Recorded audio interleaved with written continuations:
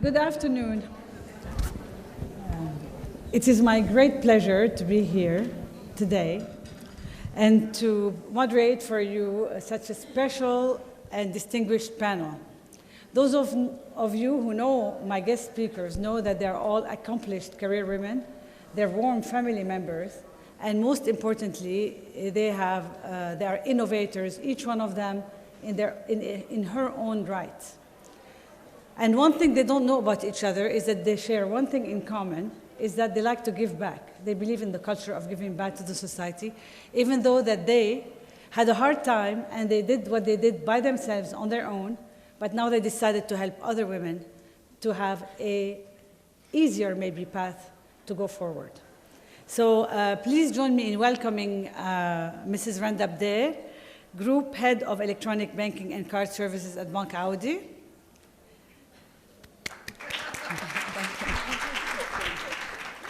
Dr. Bettina Bastien, Professor of Management and Entrepreneurship at AUB.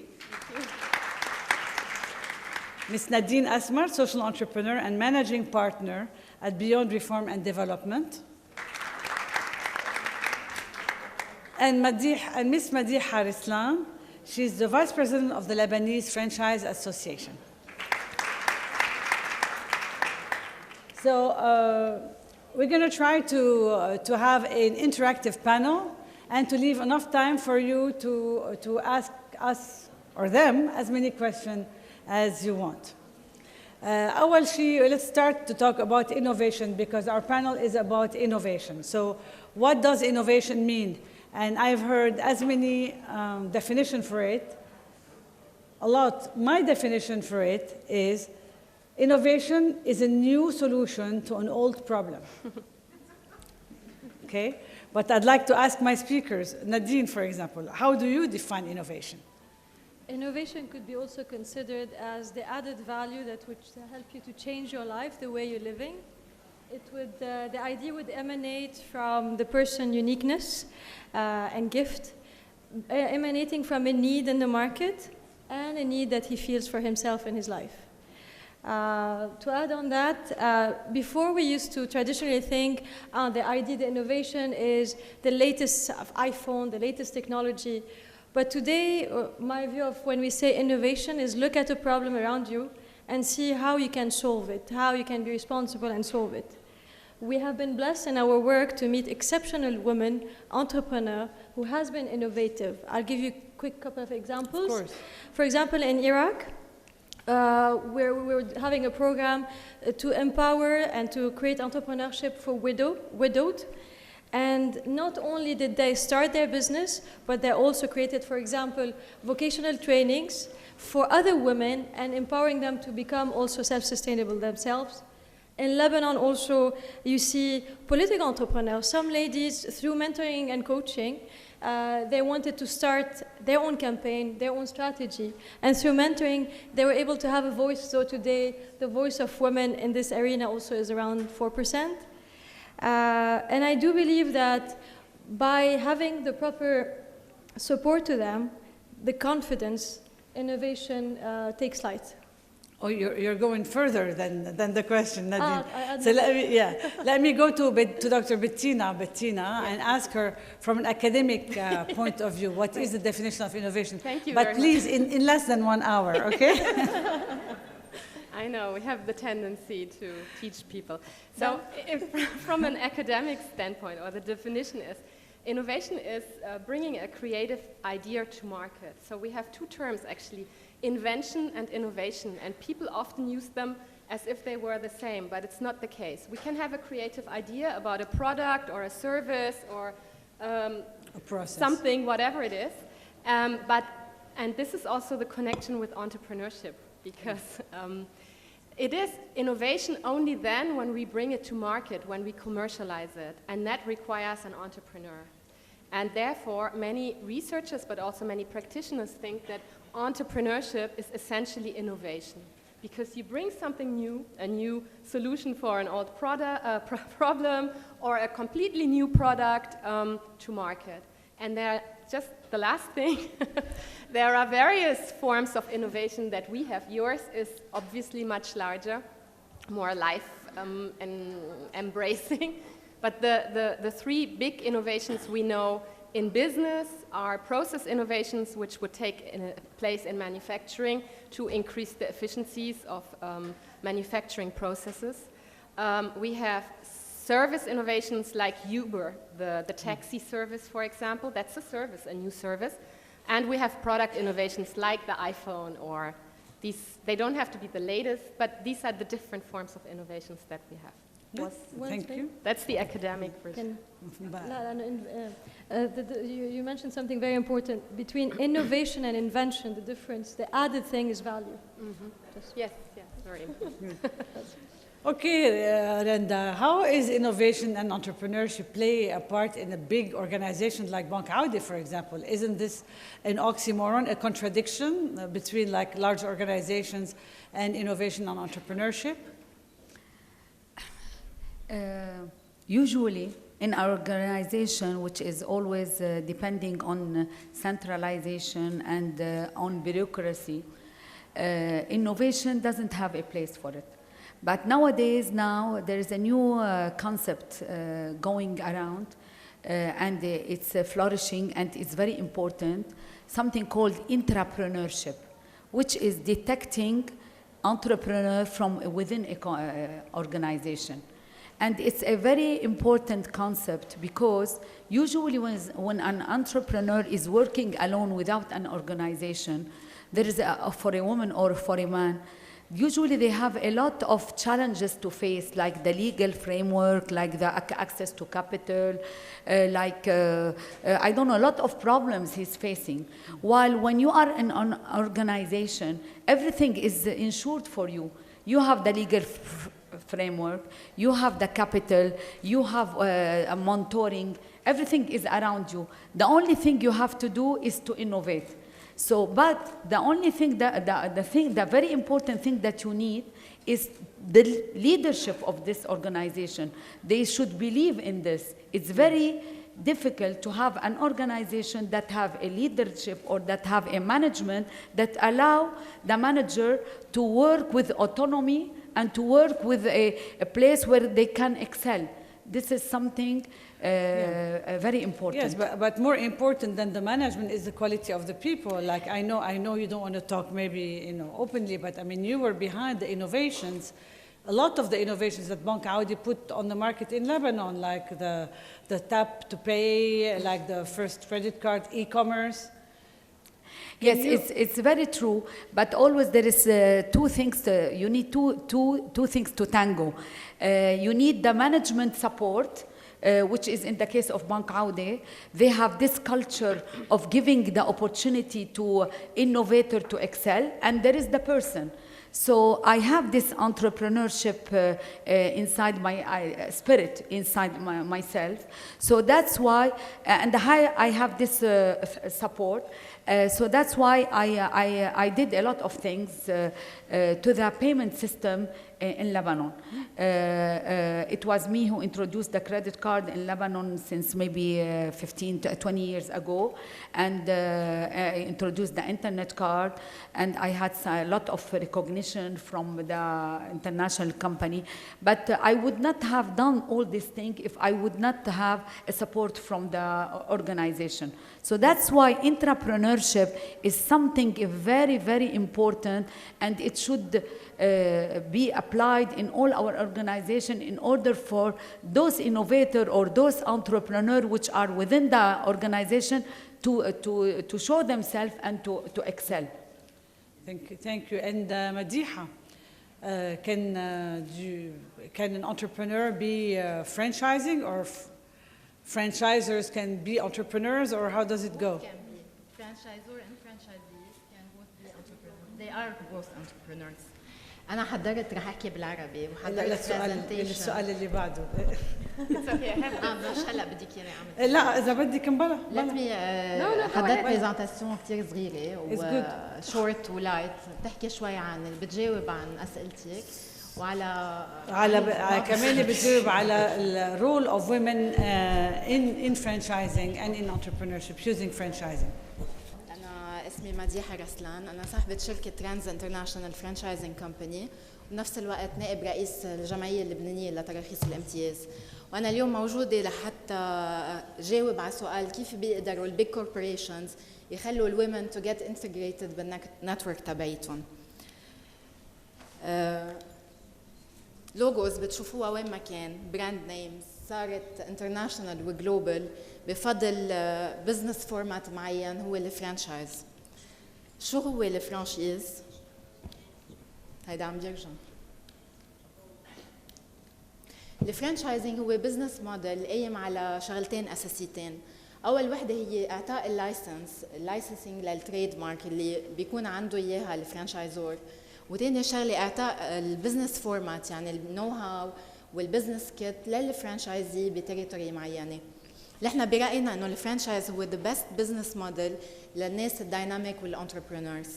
سو ليديز اذا انتم عم بتفتشوا على شغل وما حابين تكونوا موظفين، او اذا انتم موظفين وحابين تفتحوا شغلكم الخاص وتكونوا your own boss، بس عندكم many challenges منها الاكسبيرينس اللي انتم بحاجه لها لحتى تبلشوا تو ستارت اب، النو هاو اللي عايزينه بالاكاونتنج، بالتكنولوجي، بطريقه المارشندايزنج، بالسيلز، بالسعر، بالكاستمر سيرفيس وكل هالقصص.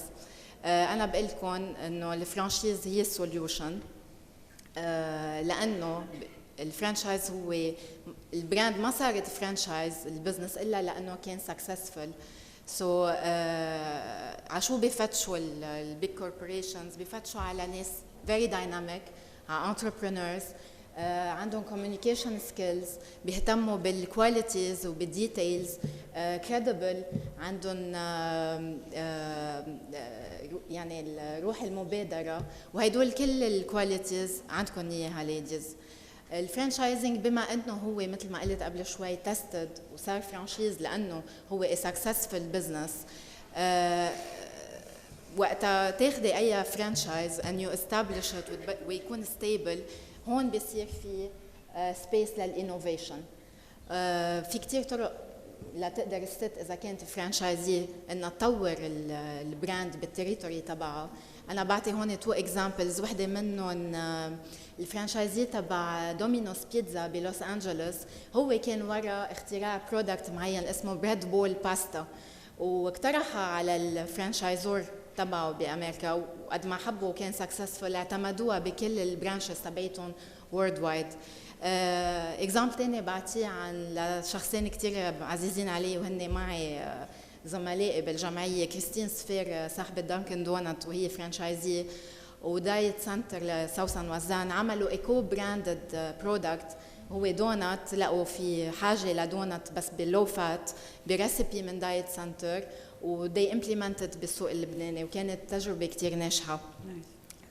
سو اذا انتم اليوم عم بتفتشوا على opportunity لحتى تفتحوا your own business وتطوروها على طريقتكم وتكونوا مرتاحين مع حالكم، انا بدعيكم تزوروا الليبانيز فرانشايز اسوسيشن، الجمعيه اللبنانيه لتراخيص الامتياز، وهي جمعيه لا تبتغي الربح، تاسست بسنه 2006 بعلم وخبر من وزاره الداخليه.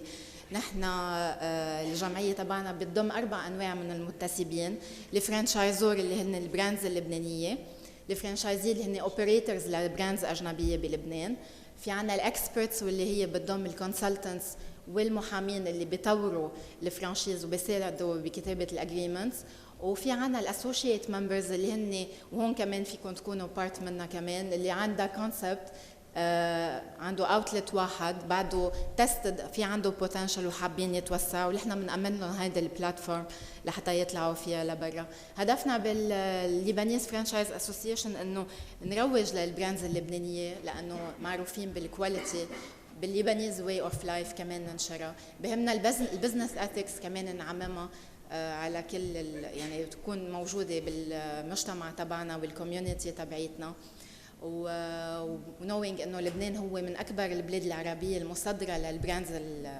وللكونسبتات بالبلاد العربيه.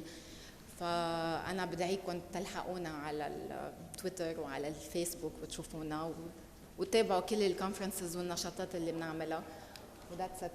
ثانك يو. Thank you. Very interesting. Thank you, Madiha. Very interesting. Not only did Madiha bring to our attention that innovation exists in many places, and also innovation could be, franchising could be a channel for the innovation to become a global or to be sold worldwide. And how women, it seems to me from her presentation that women are capable of innovating.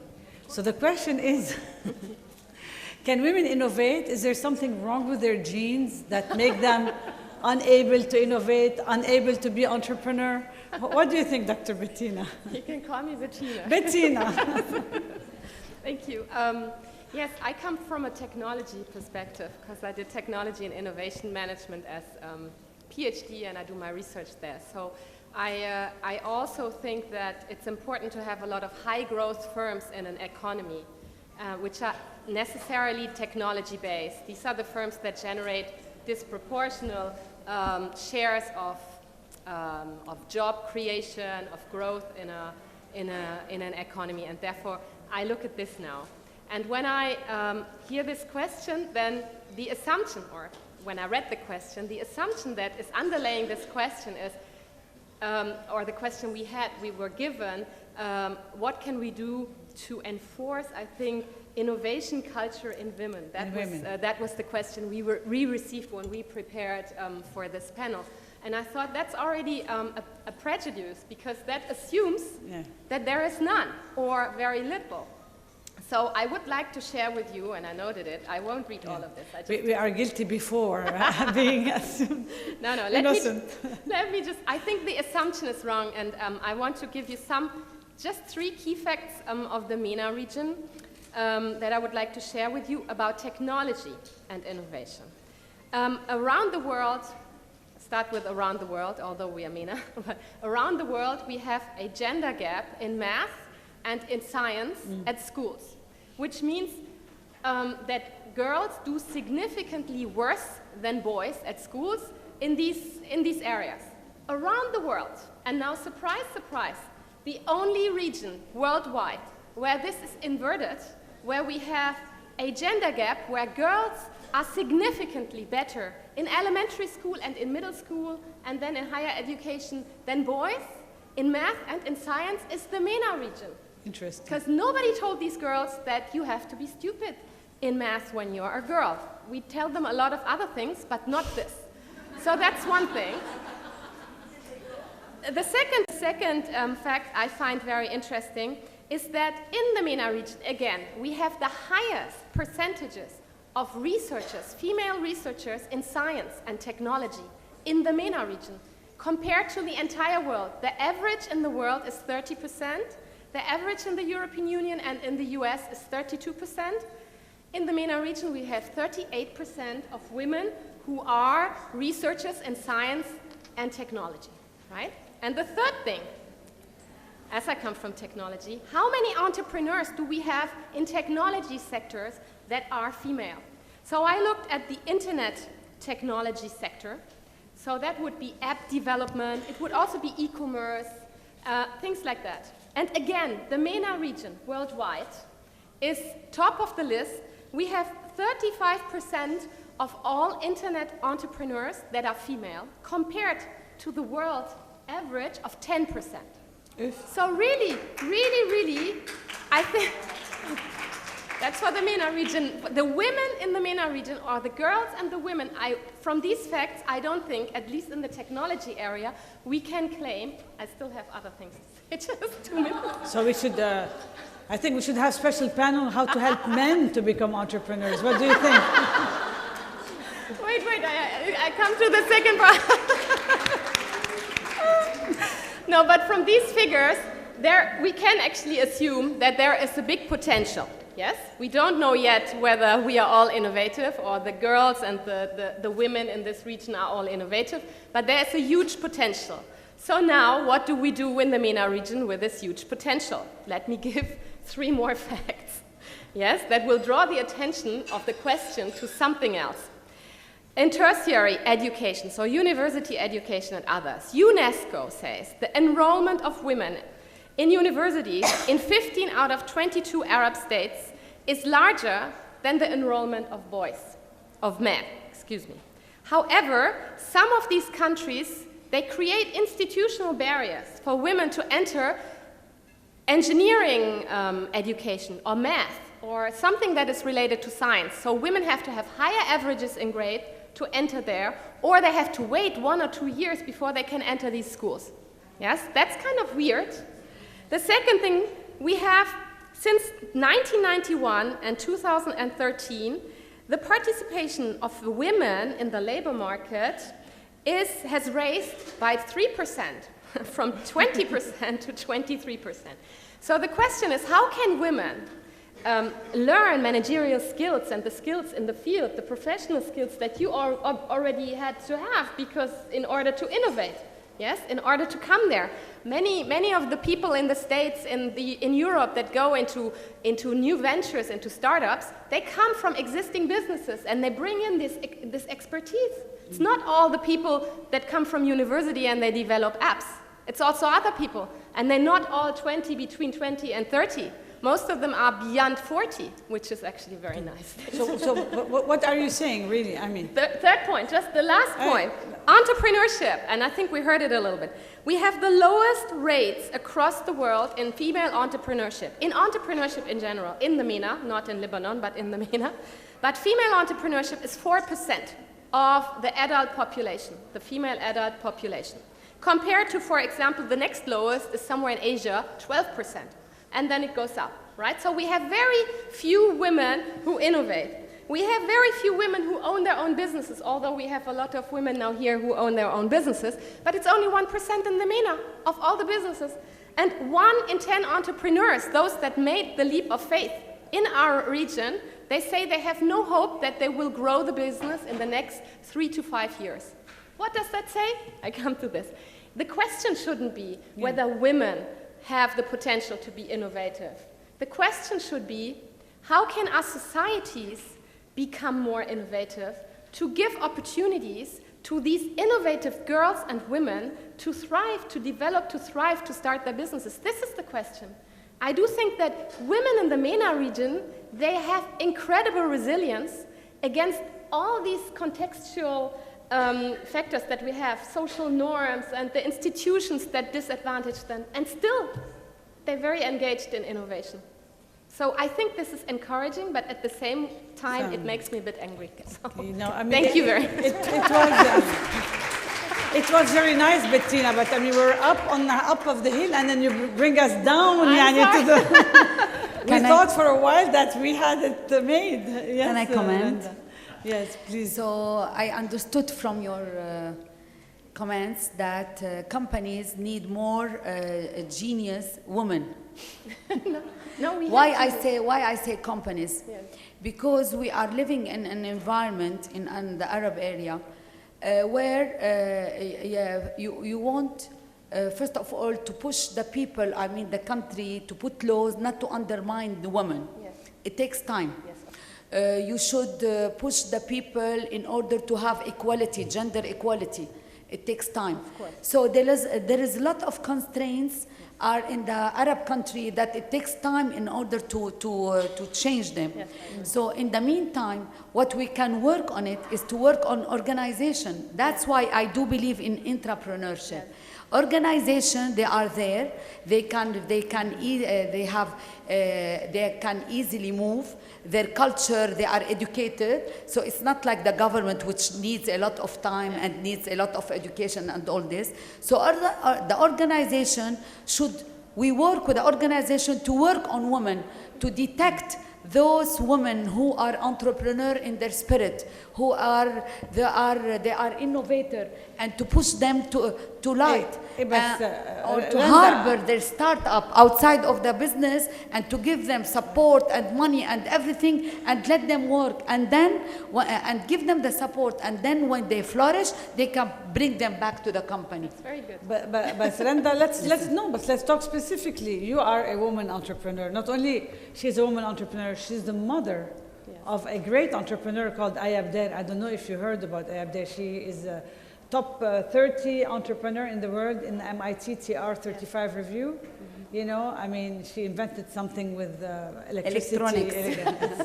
So, was it a lonely place for you to be an entrepreneur, to, you know, who recognized you? I heard that you're on the board of MasterCard since 2000. I mean, did the Lebanese or your bank recognize you, or was it only the foreigners? I mean, how lonely was the journey for you, Randa, entrepreneur? Really, I recognize myself. So you have to have self-confidence, enough self-confidence in yourself. And you have to project this on the others.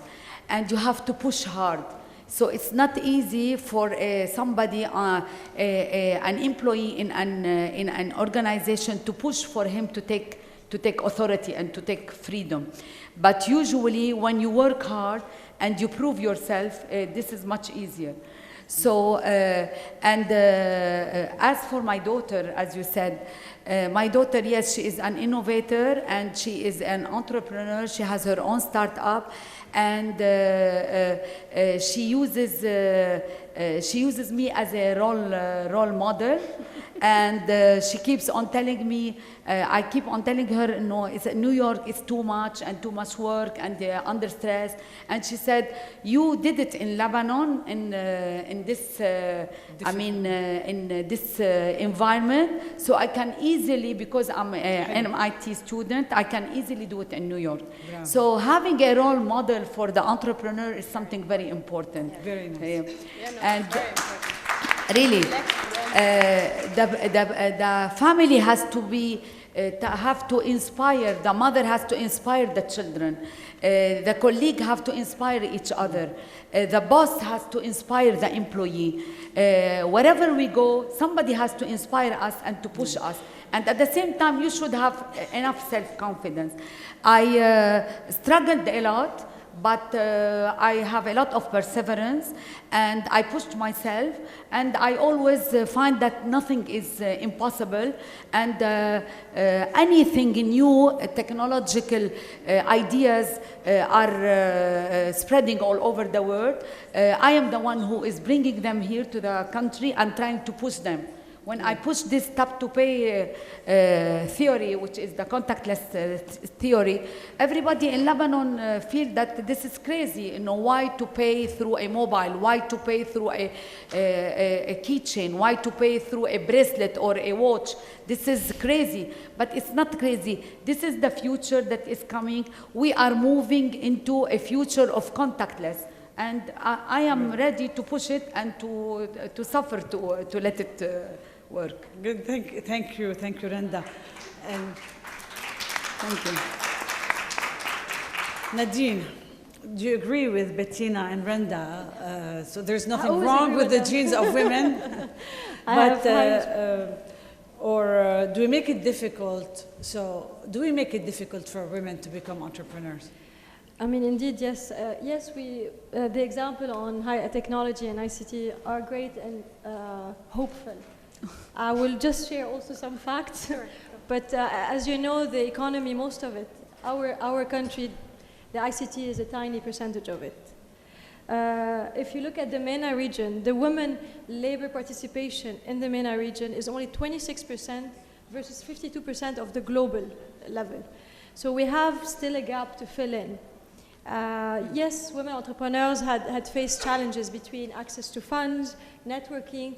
Yes, we do have some trainings and startups and some scattered services as far as the knowledge, but it still lacks a more comprehensive, complete, from training to skills development. Along with, we all know, is the complex and old policy framework that we live in. Moreover, to add to what you were saying, also related to education, when you look at education and training, and this I was surprised, first, this morning some of the panelists mentioned it, the market doesn't prepare the entrepreneur to become entrepreneur in general, and schools same. If you look at, we think, for example, Lebanon, I thought we had the best level, the highest level of university. There's 50% level of confidence in our university, for example, in Lebanon, but there are studies across the region around that. There's around 80% of inadequacy of the educational workforce. What I mean is the skills and knowledge acquired in our university are sometimes or not appropriate for the market or irrelevant completely. And this goes back to what you were saying earlier. We arranged that. On the social aspect, in the MENA region, yes, women is victim of our patriarchal society, and this is where she stays home. She has a role to reproduce. So there hasn't been a lot of expectation. I'm talking generally. As a result, yes, women lack confidence. When she wants to start a business, she doubts. She doesn't have anyone to reflect with, someone who has no judgment or prejudice or tell her, don't do this, you're a woman, stay home. Access to finance, true. We all know that now there are a few initiatives, and that's great, and there's a lot of hope. However, till today in the region, we still have banks and financial institutions that ask for the husband to sign and approve for the grant. So we're still there. But there are a lot of initiatives moving forward. Politically, yes, we're in the middle of very unstable military and politically in the region. But this is where, again, the woman steps it up. She has to step it up. While the men, for example, in some country are on the battlefield, in program we had in working in municipality in Bekaa, Tripoli, across the different areas, I met a lady called Wafa, and she's a mother. Her husband is on the battlefield, and what she does is she went to the farm and tried to produce, and then they had training. She gathered other women, and they created their own micro but self-sustainable way. So that's kind of an inspiration that even though in this situation it's bringing out the best in these women. You can see it in other countries, in Tunis, in competition of social entrepreneurship, in the mentoring programs. There are women from the ground with no resources, with no support from the family. Even sometimes families, the harassment and lack of support comes from their own family. So that's a big challenge to overcome. And that's a message to say, to go back to innovation. And this is, innovation is within, it's in their nurture, and it's in their nature, and it's up to us today coming forward is to nurture it even more. Yeah. So it seems that the panel is in agreement that it is difficult for women. It's more difficult for women, but women can make it. Madiha, what is your point of view? I mean, how do you think we can go out of this culture? I think in Lebanon we are going out of this culture already, because today most of the women are highly educated. I think this is the first step that a lady should start with. Then to know and to identify what she really wants. When she does, things will be much easier for her, because she will know to choose the right community. She will get into it. And then to seek where is the demand and what she's good at, to let herself, to express herself in this community and in this channel. I think she will reach where she wants to be. It's not that difficult as we're maybe in other countries, I think, maybe, but at least from my point of view and my experience, I will talk about myself, I didn't find it's very hard. No, I think it's easier than before. There is a lot of opportunities for women. She just has to believe in herself and seek the right places. So for you, the magical wand or the road ahead is education and believe in yourself. You can do it. Of course, and to get in the right community. This will help a lot. I see Bettina going on her seat. I'm getting ready. No. I think I wouldn't completely contradict, but I'm currently doing a research about class and the impact of social class on entrepreneurship, and especially on entrepreneurship of women. And why do I do this? Because I came here 4 years ago and I realized that most women that I know who have their own venture and started their own venture, they either upper middle class or upper class. So what does this mean? This is also something you mentioned before. Like these ladies, they have obviously a very good education. They went to the right schools and they went to a university. I don't say it's easy, right? I just say it's different.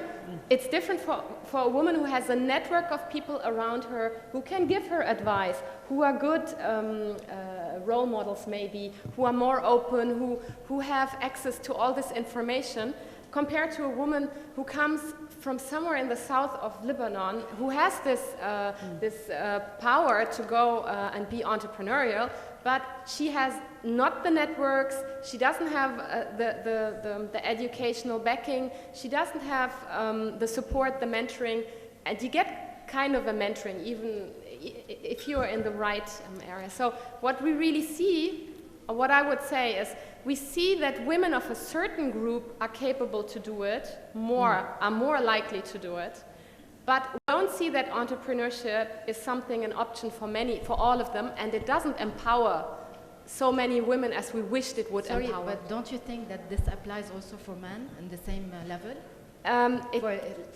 For the same example, if a man who is coming from the south, yes, but it will apply. I think that still men have higher rates of what we call opportunity-based entrepreneurship compared to women. Women who are poor usually go into business because they need to. They need to survive, they need to do something. Men still have more opportunities to look for business opportunities somewhere, and it's more accepted because they consider it as the breadwinner. I think, I mean, this is... I believe that the thing is with the women attitude. I believe in this. When she has the attitude that she can do it, she will do it. But where did she develop it? Shows that she can, then she won't. But where did she develop the attitude? Like, where do we develop attitude? I think, I mean, the argument is clear. You know, is it a class thing, or not only? or is it just an attitude thing? So let's hear. Randa has something to add. I don't think in Lebanon we have a problem in differentiating between women and men. We are much more better than other countries, so we don't have this problem. Entrepreneurship for men and women in Lebanon are all welcomed, and especially let's see what our central bank is doing for entrepreneurs. They are helping a lot. They are not having any differences between having access to finance to women or to men. So the central bank, they brought $400 million, and they are ready to distribute it to the entrepreneur that he is worth, or his idea is worth doing. So also, I want to add another thing. We initiated in Bank Aude something called eMall. eMall is a marketplace for artisanal. Because I did this, this is an online platform. I did it because I found that there's a lot of people or women that have a lot of handcraft talent, and they don't have enough money, or they don't have enough know-how, they don't know how to market their product.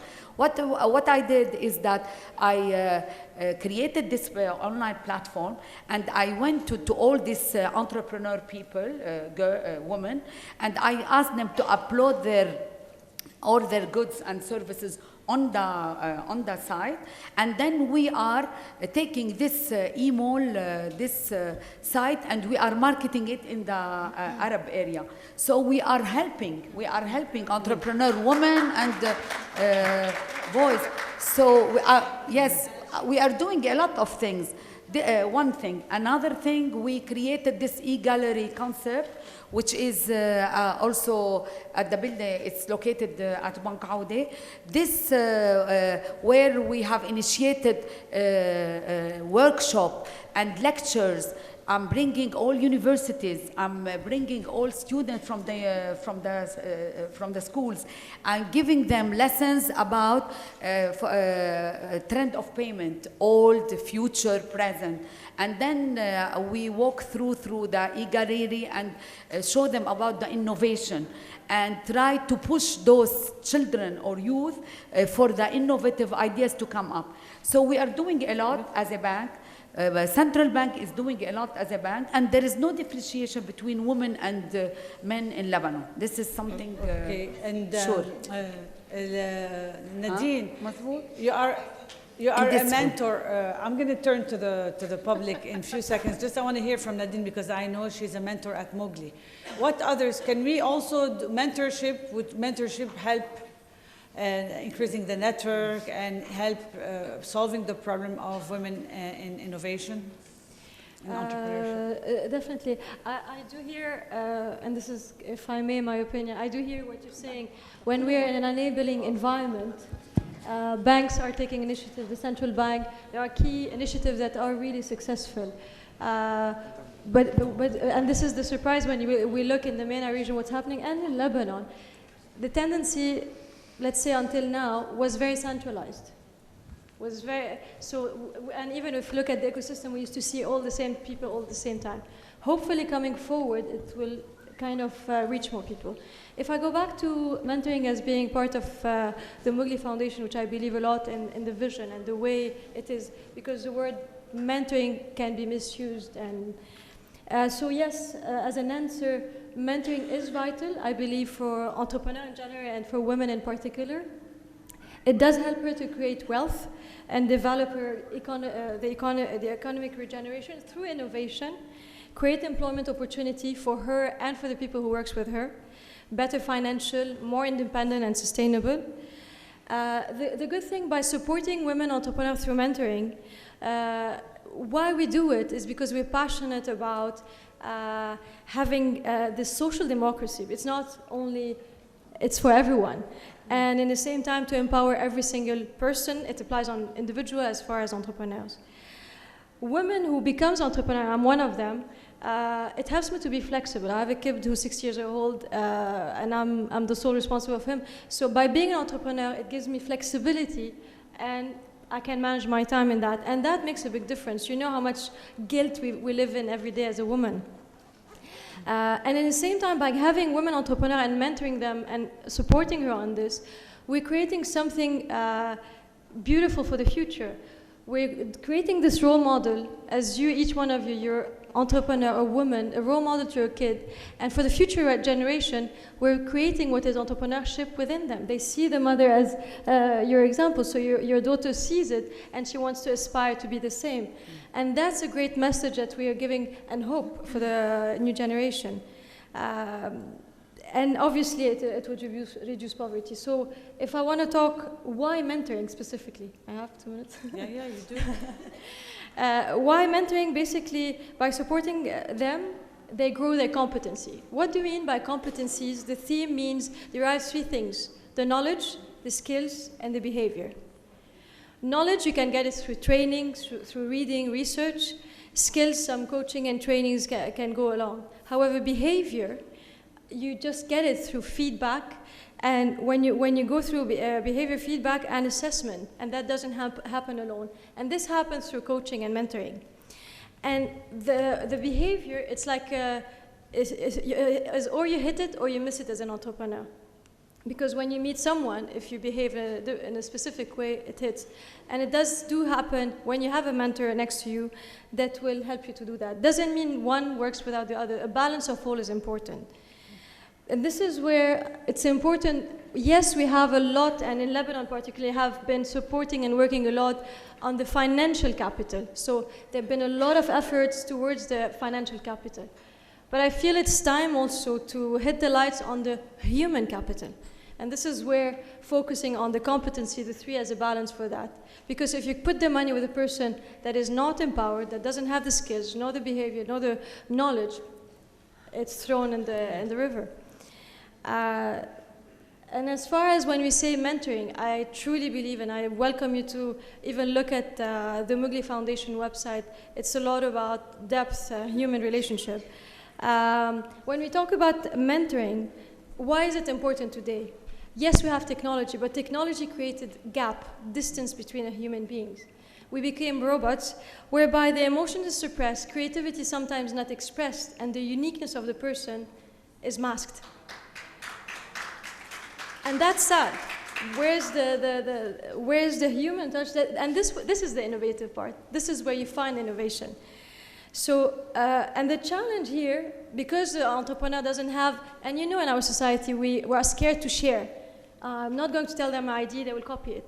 It's not the idea, it's how you do it, how you implement it. So the challenge, and so if they have an idea, it's not tackled properly. So when we spend our time focusing all the time on what I want to have, the feasibility, the money, the investment, and what I'm going to do to get it. So the marketing plan, if I want to, so I'll do the feasibility plan. I'm overseeing the most important thing, which is your being.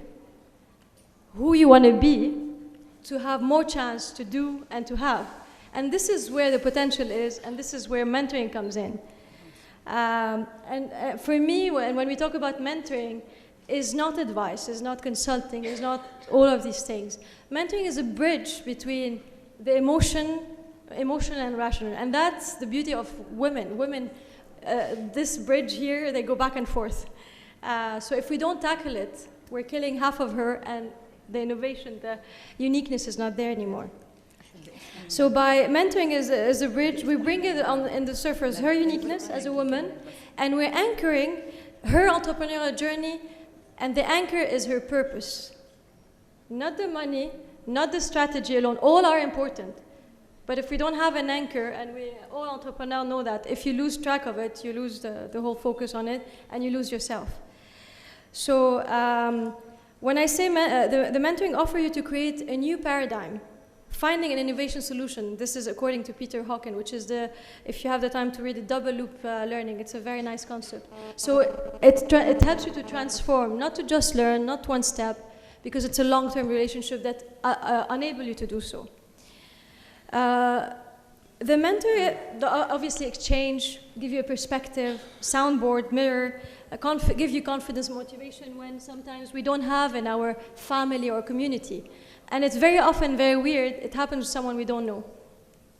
So as a leader, the greatest gift that you can give is to be at service of the other. And that's what Tony Blair, the founder of Mowgli, believes a lot. So by giving from yourself to the other with no interest, with no taking advantage from it. So to be the change you wish to see in the world, just be, as Randy said, can I? Last? To be the, yeah. To be the I'm change, passionate about mentoring. to be the change. Be the change you wish to see in the world, wish. as Randy said, yes. حلو. اخر جمله خلص. بقى جمله وحده. يا ما بسكر بعدين. بسكر بعدين يا بعد هلا. بعدين بسكر. Just I want to comment that our problem in Lebanon is we don't have role models. She's speaking about mentoring. Mentoring through role models is very important. In Lebanon, we don't have role models. Yani, that's all the good role models, they leave the country. They're staying outside. Around us, there is politician, and they are not a good role model. My role model is sitting, actually, my role model is sitting in this room. I don't know. On the second floor. And so, Asma. that we should know about her. Asma's there. So that's okay. That's why there should be some associations that can detect role models and put them in front of the people in order for others to learn from them. For example, you, Salam, yes. You are an IT person. You are a role model in your. We never knew about you before. I didn't know about you. I was really. I am in a board that is not based in Lebanon. So they tell me, Salam, I'm a big fish in a small bowl, but I'm a small fish in a big bowl, right? But I really wanted. I had a question here. Let's hear one question from two questions from the audience, and I go back to the panel to wrap it up. Okay? Question. Please present yourself. Dina Shamsuddin, Crédit Libanais. I would like to address my question to Renda because I think one of the biggest employer of women in Lebanon is the banking sector. Probably we have between around 50% of the employees of the banking sector is women. Yet how many women are at the top level position in the banking sector? So when we say we have equal opportunities, I don't know how much this is true, honestly. We have branch managers, middle management, which are women. We don't have any CEO. Probably Citibank is the only CEO with a woman in Lebanon. And even at the managerial top level, not more than 10%. So I don't know if we want to give women who are successful tend to see the world as really more full of opportunities for everyone, but I'm not sure this is the case. Thank you. We take the second question, yeah? The second question we take. بنجاوبكم كلكم دغمة واحدة بنجاوب كل شيء. And I have also a comment on the last point that was mentioned on the role model. A role model is someone within your organization, within your network, within your family, as per your daughter that you have mentioned. I'm sorry I'm making this comment. أنا أمتناء خصاونة from Mowgli Foundation. And we believe mentoring can happen with every single journey that you go within your life. What I would like to explore a little bit more with this great panel is you've mentioned innovation, and we've mentioned it happens through mentoring. And I would like just to explain a little bit, if you can a little bit elaborate more about how can a mentor be able to get the innovation out of that individual.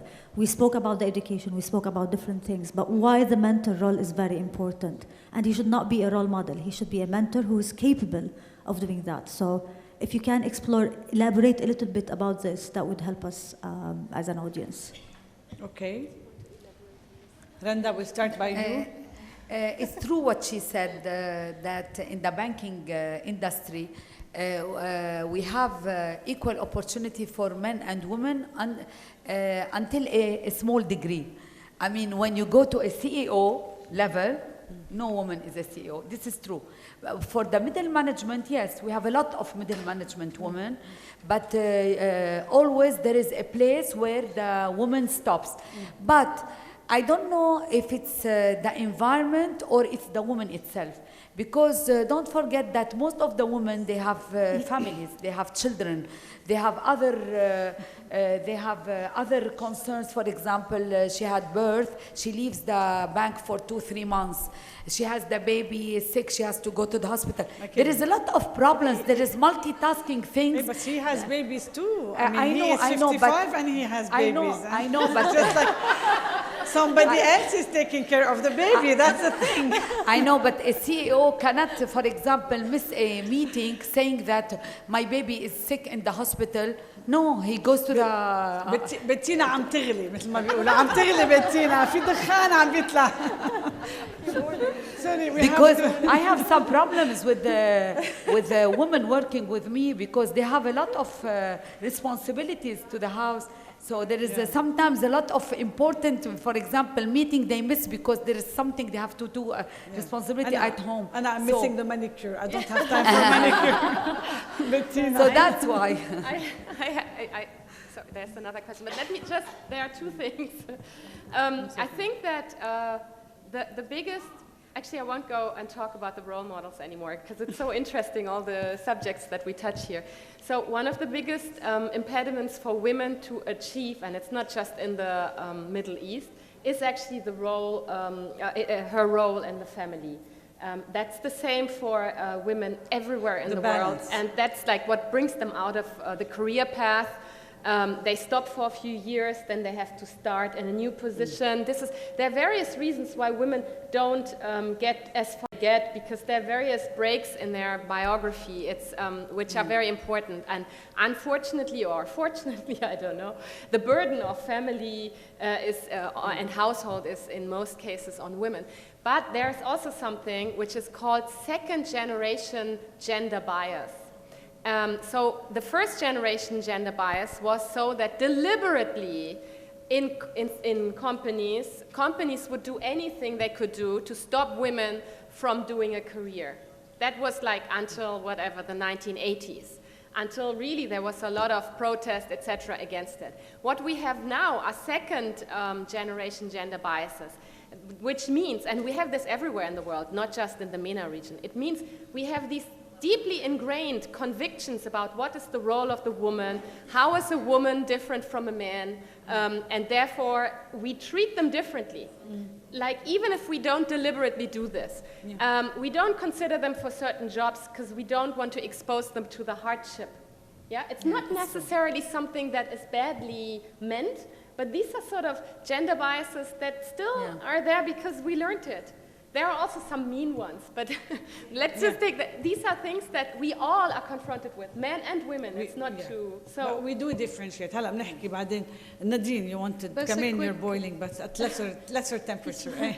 Just a quick, simple answer to the question: how a mentor would empower, support in the innovation, so that the entrepreneur become or allow himself to be innovative.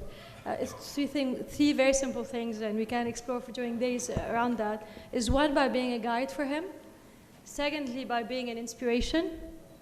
Inspiration, no pressure. It doesn't have to be the next creator of iPhone 10. The inspiration is by seeing something, a gift that the entrepreneur, the woman, that he doesn't see. He takes it for granted, that his environment takes it for granted. So he doesn't have to be a guru to have that. And to be the empowerment, the supporter, the motivator. That answer your question. Thanks. Madiha, you have something to add? Yes, I think that entrepreneur, we can be mentors by giving the headlines and the experience to the new entrepreneur who wants to come. So just maybe a small tip can help a lot in changing the whole process of the business for someone. Sometimes we don't see things unless we do them. When we start doing, then innovation will come. So I think they're both connected. Thank you. I want to add something for the first time as a moderator. I think it is time that we don't hide anymore behind. Yes, life is good in Lebanon. We have good weather. We have good jobs. We have nice four-wheel drive. نطلع على فريا وبننزل على مدري وين. But the reality of things is we are segregated upon as women. This is a reality. You look around and then there is not enough women on the high places. ولا بالpolitics, ولا بالbusiness, ولا بالbanking, ولا ولا بالtechnology. So this is a reality. We should not. Yes, we're not as bad as in other countries. It's not as bad as in, I don't want to say something bad, Pakistan or something, But I think we definitely can improve. I don't have the magic wand or what it is. And I know that part of the solution is how the woman sees herself. But another part, it cannot be only her responsibility, you see. She has to have the email, and she has to have the mentoring, and she has to have a mother and a father who are loving, and a husband who is supporting, and kids that go to university. There's a lot of things to care about. A lot of things, but I'd like to take the second round of questions from the floor. Aline. Thank you. Aline Kamakian, CEO of Mayrig and Bachik Restaurants. It's not a question, it's maybe an experience for the women who has babies. My company has 60% of women. My employees are 60%. I have this year in Christmas, which is the most busy timing of the year, 3 women had delivered their babies.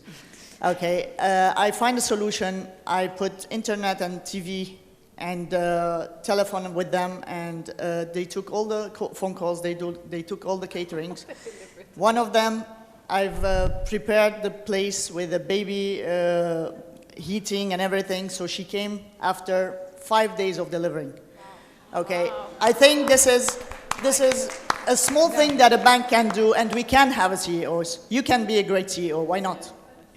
Bravo, Ali. Thank you. Bravo, and about the mentoring, I will give my experience. My father died early. I didn't have a mentor. I didn't have anything. I've done what I've done alone with a lot of mistakes. If I had one mentor, I could have diminished my mistakes and maybe get to the point faster. So it's very important, the mentoring. Nice. Any other questions from the floor? 10 minutes. Hello, my name is Rula Habis from Optimum Invest. I'm a managing partner, and I just want to confirm what Aline said and Nadine, which is in Lebanon we have so much facilities. We have families, we have support, we have everything, and the woman can achieve and can become a CEO or whatever. It all depends on what she wants. It's her drive, it's her perseverance, it's her believing in what she can. I was the first CEO of a financial institution 5 years ago, which is something that was unusual for a woman to reach a certain level in financial activities. So I think we do have, it all depends of the woman. If she wants, she can. With the support of the man, without the support of the man, but we are in Lebanon have the huge potential to do it. Why not doing it? Without the support of the man, you have to leave him on the way. No. I think if he doesn't want, you don't. I mean, this is what my Shidia said. Christine, Christine. The lady in the back, please. And then the lady in the front. Hello, Charlotte Hamawi from Turning Point. I perhaps have a unique perspective because I grew up in the UK. I'm British, and I've been living here in Lebanon for many years, so I can sort of see both sides. One of the things I think that's stopping women from reaching very high levels is access to professional childcare. And actually, if you look at, I have friends, for example, in the UK who have professional nannies. And I think this is something that's very important, that what you're saying is true, that for working women, the responsibility is still on them to raise the children. Whereas you get to a very high level, if you're a CEO, you delegate this responsibility to another professional.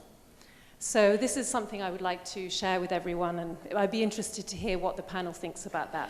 If you started, I was thinking of starting this business. If you yes. do, it will solve my problem. I think it would be a great business. Exactly. The lady in the front, please. Question. السلام عليكم ورحمة الله وبركاته. دكتورة عائشة من السعودية، بنك الإسلامي للتنمية. I introduced myself previously. I'm Dr. Aisha. I'm graduate from George Washington University, PhD in Women Development and Global Health. And I was first to work at the World Bank at Washington, D.C., in MENA region, Middle East and North Africa, and I was working as a health specialist over there. And then I moved to Saudi Arabia, which is we have the Islamic Development Bank, and this bank they work the same mandate like the World Bank, but unfortunately there is no woman at all. For 35 years, I was the first woman at full professional, and imagine the challenge. Thank you so much. So it was a big challenge, and my mom, she pushed me. She said, I'm proud of you working there, but I want you to serve your country, and you have to come back. So I came for my mother over there after living 10 years in Washington, D.C. The challenge that I was facing actually is very unique, because whatever anything you said in the meeting, oh, she's from Western. She has a Western mentality. So it was really a big challenge. Even a basic need, a bathroom. It took me 1.5 years to facilitate to have a bathroom in each floor. We have only one bathroom. We are 60 women, and we have to go the second floor from 18th floor. So they were not ready at all to accept us, and we keep telling him we are professional, and you cannot make development without women. You have maternal and child care. You have a lot of projects you need to work in, microfinance for women.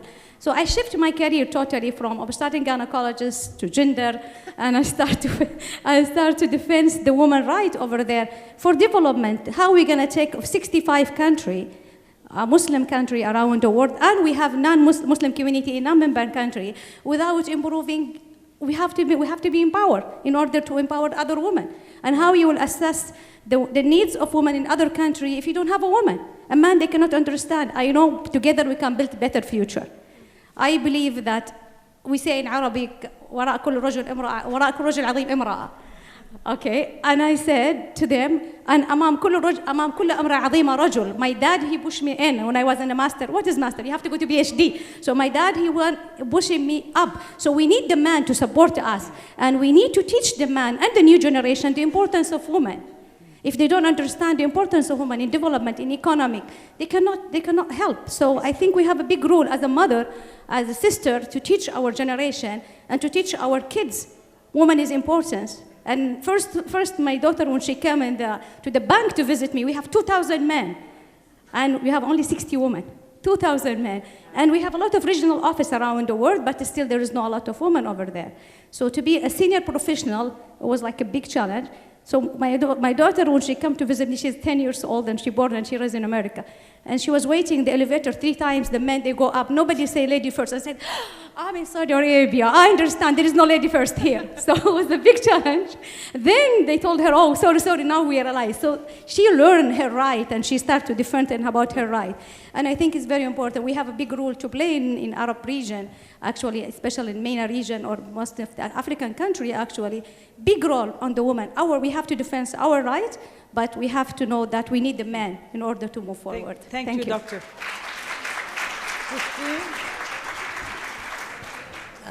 Last question? Any last question? I would like to say something, please. Is it possible? Just for 1 second? Okay. Question, yeah. My name is Ulfat Saba. I'm a professor at LAU and La Sagesse. I teach law, business ethics, and social security labor law.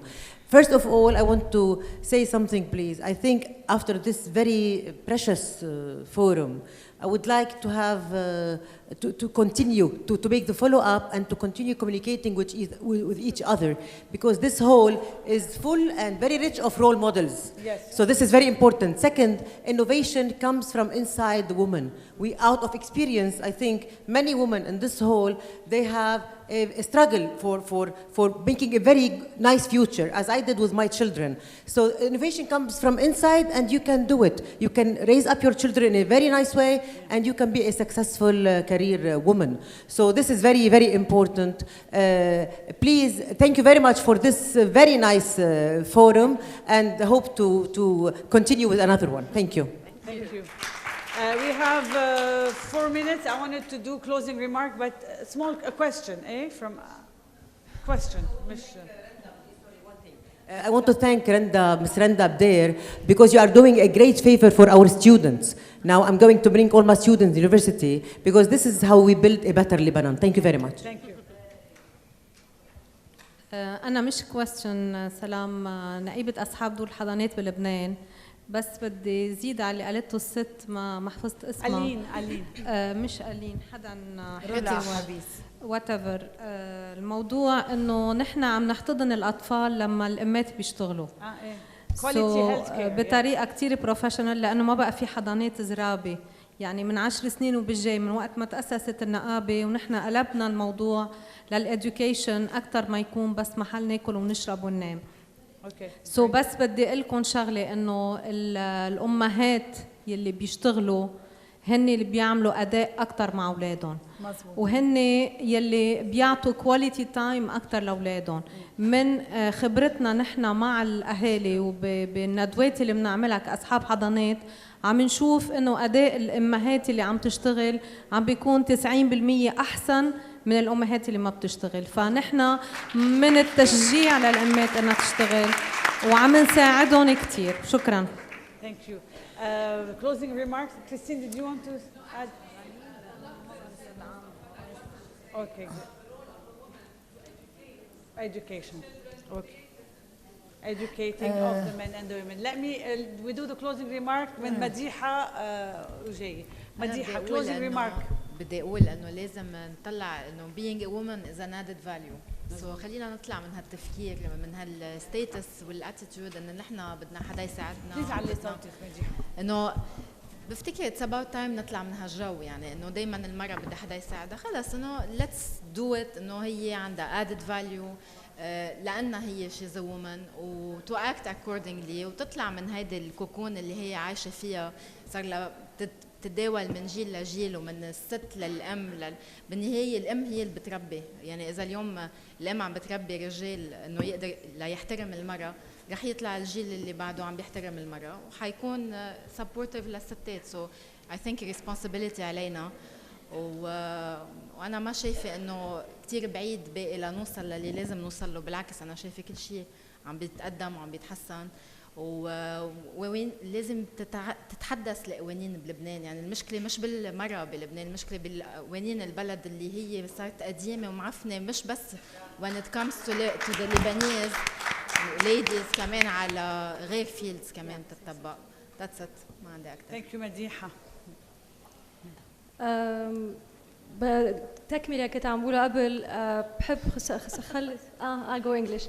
We spend our time searching for saviors as women, as human beings, to find answers from outside.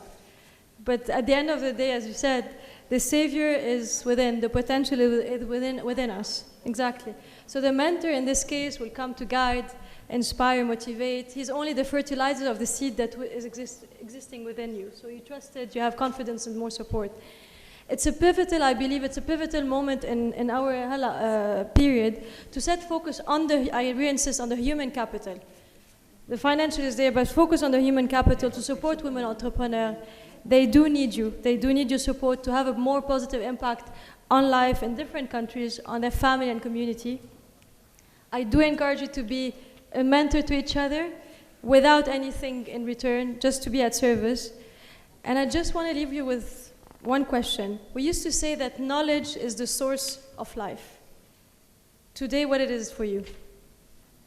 What is the source of life? بس ما بعرف وين سؤال عم بخليه open. سؤال انه كنا دائما نفكر we grew up to say knowledge is the source of life. تعلموا source of life. Step it up. What's next? What is the true source of life for us today? You. جاوبينا أنا. لا هيك teaser. حزورة. Is there a specific answer? Added value. Okay. Bettina. Exactly. You need to make action to behave and persistency to reach the plan. Bettina. And every lady can be a role model from her team. As a mother, you can be in your house, at university or the bank. Each one can be from her own. Thank you. Closing remarks. Bettina, 1 minute. Just 1 minute. Okay, we said role models, I agree. We said institutional change we have to have, I agree. And I also agree with mentorship. I think after the last panel we had on access to finance, I would just add this. I think we need more women in institutions, financial institutions, and especially in VC institutions, I call it in VCs, as partners, because, finishing remark, because we found that only 2% of all the VC projects that were funded were female-led projects, or where CEOs were female. But when there's a woman as a partner on the board, then it's over 50%. So I think it's very important that we move more women, that was your remark, into important decision-making or key decision-making positions. Supporting each other. Everything here. Supporting each other. We're not in competition. Randa, closing remarks. كل واحد بيحكي من جهته. من جهة البانكينج نحن we care about numbers, we care about money, we care about opportunity, the bottom line. So the market for women, women spending والصرف كل الconsumption تبع الwomen is increasing tremendously. So that's why كل الشركات لازم تعرف إنه it's a big market and this market they need a woman to cater for a woman. So that's why companies have يعني توصل لمحل إنه تجيب يلي بدهم يعملوا البرودكتس ويلي بدهم يخلقوا بده يكونوا ببوزيشن لخلق برودكتس للستات بدهم يكونوا ستات لأنه هن الوحيدين بيفهموا شو الست بدها. يعني أنا كمان برجع من تجربتي بقول إنه نحن مثلاً بالبنك أنا خلقت برودكت اسمه شاين.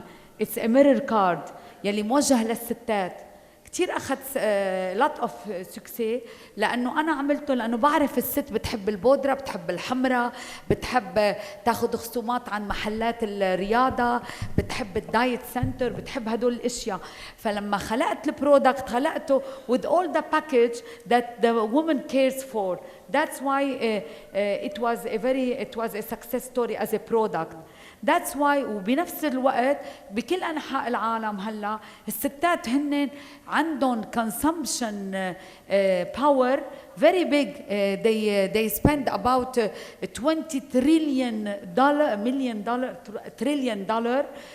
all over ب 2014. So if the companies or the banks want to cater for or to capture this $20 trillion dollar, they have to do something for ladies. So they need ladies to do something for ladies. Good. This is it. Good, good.